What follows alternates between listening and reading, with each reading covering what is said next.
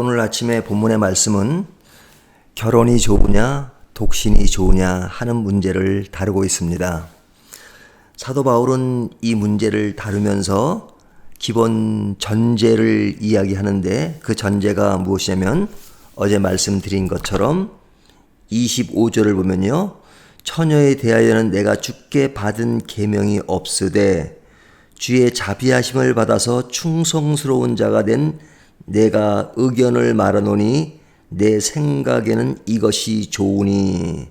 자, 이 말씀에 대해서 무엇이라고 해석을 할 수 있냐면, 처녀에 대하여는, 이 이야기는 결혼과 관련된 문제입니다. 주께 받은 계명이 없으되, 그러니까 이것은 성경이 명확하게 이것이다 라고 말씀하는 것이 아니라는 얘기입니다. 그러니까 이것도 좋고 저것도 좋다라는 전제를 둔 거죠. 그러니까 상대적 진리, 상대적 가치를 두고 이야기하는 것이지 한쪽만이 옳고 한쪽은 나쁘다 이렇게 말하는 것이 아니란 말이죠. 그러니까 바울은 말하기를 충성스러운 자가 된 내가 의견을 말한다. 그러니까 사도 바울이 개인적으로 자기 의견을 말한다는 것입니다. 무엇에 관해서? 오늘은 결혼이냐 독신이냐 하는 문제를 다루는 것이니까 결혼이 절대적이다, 결혼하지 않으면 잘못된 것이다, 이것도 아니고요, 독신으로 사는 것이 절대적이다, 또 잘못이다 이렇게 말하는 것이 아닙니다. 결혼할 수도 있고 독신으로 살 수도 있다라는 것을 전제로 두고 하는 이야기입니다. 그래서 사도 바울은 어느 쪽의 의견으로 많이 기울어져 있냐면, 결혼하는 것보다는 혼자 사는 것이 좋다라는 이야기를 하는 겁니다. 하지만 이 이야기를 매우 조심스럽게 하는 겁니다. 이것이 절대적 진리라면 그렇게 해야 하노라 이렇게 말했을 겁니다. 하지만 바울은 전제를 두고 내 의견으로는 혼자 사는 것이 좋을 것 같다라고 말하는 것입니다. 혼자 사는 것이 좋은 이유를 두 가지로 이야기하고 있는데요, 28절을 보면 이렇게 말씀하고 있죠.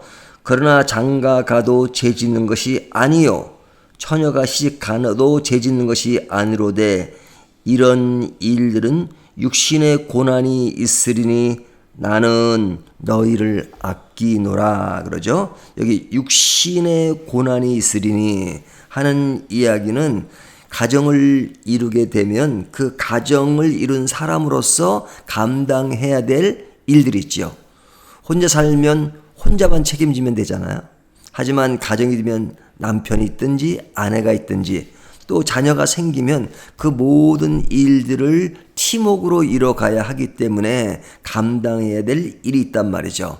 그러니까 직장 생활을 한다 하더라도 가정을 제외하고 직장 생활을 하는 것이 아니니까 항상 가정을 돌보면서 그 일들을 해나가야 되는 거죠. 이것을 사도 바울은 육신의 고난이다 이렇게 말합니다. 그런데 이런 일들을 결혼을 함으로써 더 많이 하게 되니까 이것이 결혼함으로써 겪어야 되는 한 면이다 라고 이야기하는 겁니다. 그리고 32절을 보면요, 뭐라고 말씀하고 있냐면, 너희가 염려 없기를 원하노라. 장가가지 않은 자는 주의 일을 염려하여 어찌하여야 주를 기쁘시게 할까 하되 그러죠. 우리가 그리스도인으로서 주를 기쁘게 하는 것은 너무 당연한 것이죠. 근데 주를 기쁘시게 할 수 있는 마음뿐이 아니라 마음을 떠나 우리의 어떤 육체적으로 또 우리의 어떤 외형적인 물리적인 모습으로 주님을 섬기려면 결혼한 사람이 결혼하지 않은 사람보다 더 바쁠 수밖에 없다는 거죠. 더 신경 쓰여야 될 일이 더 많다는 것이죠. 그러므로 그런 일로 인하여 염려할 것을 많이 가짐으로 주의 일에 염려하기가 쉽지 않다라고 이야기하는 겁니다. 그러니까 결혼하는 것보다 독신으로 사는 것이 주의 일을 하기에는 적절하다라고 말하는 겁니다. 하지만 이 말을 할 때마다 전제가 뭡니까? 이래야 된다가 아니라 결혼하는 것이 잘못된 것이 아니라는 전제를 자꾸만 강조합니다. 그러니까 개인적인 의견을 피력하는 것이죠. 그러면 요즘 보면 결혼한 사람이 많습니까? 결혼하지 않고 독신으로 산 사람이 많습니까? 많은 경우 독신보다는 결혼한 사람들이 많습니다. 그리스도인이라 하더라도 마찬가지죠.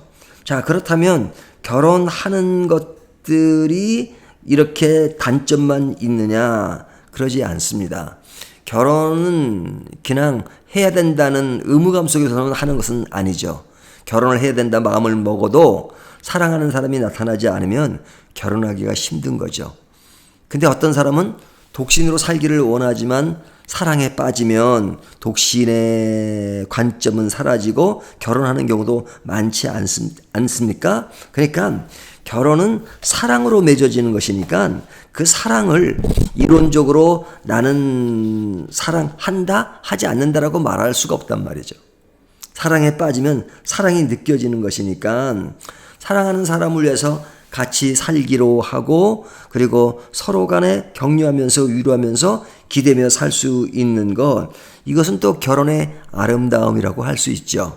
아내는 남편을 의지하고 또 남편은 아내를 의지하는 것, 이것은 아름다운 가정의 모습이기도 한단 말이죠. 그런 의지하는 가운데서 서로가 맡은 짐들이 있는 것은 사실이죠. 하지만 그런 짐들은 무엇으로 메꿔지는 거예요? 사랑으로 메꿔지는 것입니다. 그러니까 이들에게 고난이라고 하는 것은 도리어 행복이 될 수도 있는 것이죠. 한 예를 들면 이 본문과 관련된 예는 아니지만 로마서에 보면 그런 예가 있죠. 어떤 사람이 혼자 사는 남자 집에 도우미로 일을 합니다. 일을 하면 돈을 받고 일을 하는 겁니다. 그런데 이 주인이 잔소리가 많아요. 일을 할 때 이런 저럭쿵 말이 많습니다. 그래서 돈을 받는 입장으로서는 부담이 되기도 했어요. 하지만 세월이 지나면서 두 사람이 사랑하는 관계로 변했습니다. 그래서 두 사람이 결혼을 하게 되었습니다. 그러면 이 여자는 도우미가 아니라 그 남자의 아내가 된 것이죠. 아내가 되고 나니까 도우미 때는 일을 하면 대가를 받았는데 아내는 그런 대가를 기계적으로 받지 않습니다. 하지만 그때보다도 남편을 위해서 더 봉사하고 남편에게 더 맛있는 것을 만들어주고 그러면서 대가를 바라지 않는 것, 이것이 결혼에서 볼 수 있는 아름다움이라고 말할 수 있죠. 가정의 전제는 사랑이기 때문에 그렇습니다. 자, 그렇다면 결혼도 아름다운 것이죠. 사도 바울은 독신을 많이 강조했다면 저는 오늘 말씀을 통해서 결혼을 더 강조하는 편이 되어 버렸습니다. 하지만 두 종류의 그 모습에서 강조되는 것은 뭐냐면 모두가 주의 일을 잘 하려는 것이다 라는 것을 기본 전제로 합니다.